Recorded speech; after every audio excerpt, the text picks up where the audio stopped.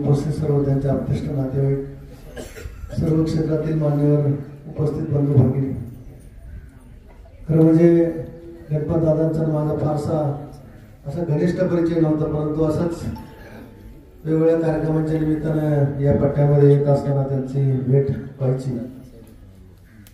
आताच उल्लेख केला आमचे मित्र पांडुरंगजी पवार साहेबांनी की गेली 25-30 वर्षाची आमची मैत्री आणि सातत्यानं आम्ही जिल्हा परिषदचे मतदारसंघ शेजारी असल्यामुळं आणि गावही माझं याच सरहद्दीला असल्यामुळं सातत्याने इकडे कुठल्या ना कुठल्या कार्यक्रमाच्या निमित्ताने येणं होत असत. पांडुरंग पवार साहेबांनी 2-3 दिवसापूर्वी फोन केला आग्रहपूर्वक की आमच्या गावातलं एक अतिशय चांगलं असं व्यक्तिमत्व आणि आमच्या नात्यातलं व्यक्तिमत्व गणपत दादा आमचे गेलेले आहे, तुम्ही निष्क्रिय दिलं घ्या. मला असं वाटतं माझी जी माहिती आहे त्याप्रमाणे पांडुरंग पवार साहेबांच्या संपूर्ण राजकीय जडणघडणीमध्ये मला वाटतं गणपत दादांचं फार मोठं मोलाचं योगदान हे राहिलेलं आहे. त्यांची साथ त्यांना संपूर्ण या राजकीय कारकिर्दीमध्ये अतिशय प्रामाणिकपणे साथ त्यांना या ठिकाणी मिळाली आणि म्हणूनच ते देखील राजकीय जीवनामध्ये तसे यशस्वी झालेले आहे. स्वतः फार अपेक्षा न करता दुसऱ्याला कसं जास्तीत जास्त देता येईल अशा पद्धतीचं खरं म्हणजे दातृत्व असलेलं जे व्यक्तिमत्व आहे ते आज त्या निमगाव गावातून आज आपल्यातून गेलेलं आहे. त्यांच्या जाण्याने त्यांच्या संपूर्ण परिवाराला आणि त्यांच्या अध्यक्षांना दुःख झालेलं आहे. मी माझ्या परिवाराच्या वतीनं पारनेर मतदारसंघातील आम जनतेच्या वतीनं मी या दादांना भावपूर्ण अशी श्रद्धांजली आदरांजली अर्पण करतो. परमेश्वरानं त्यांना सद्गती द्यावी अशी परमेश्वरच्या विनम्र प्रार्थना करतो.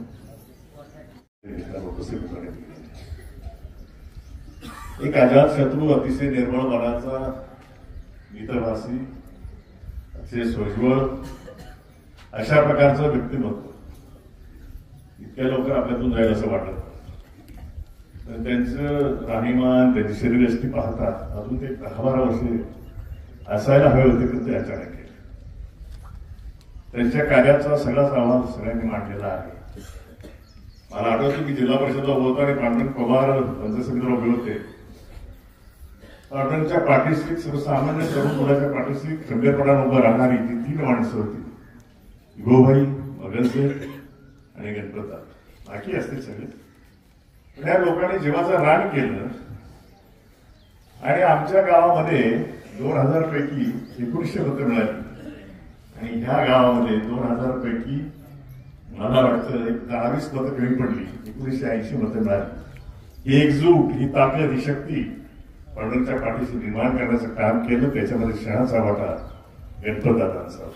नशिबाने चांगलं कर्म केले. एका मिनिटात कावळा शिवला, एका मिनिटात कावळा शिवला. बाकीच्या ठिकाणी कावळा शिवत नाही. कदाचित ती पांडुरंगच्या गावची जी परंपरा आहे याची संप्रदायाची, त्याच्यामुळे कदाचित तेही असेल. पण दादाच्या बद्दल आता प्रभाकर साहेब बोलले, मला माहित नव्हतं किती मोठ्या विशाल मनाचा होता.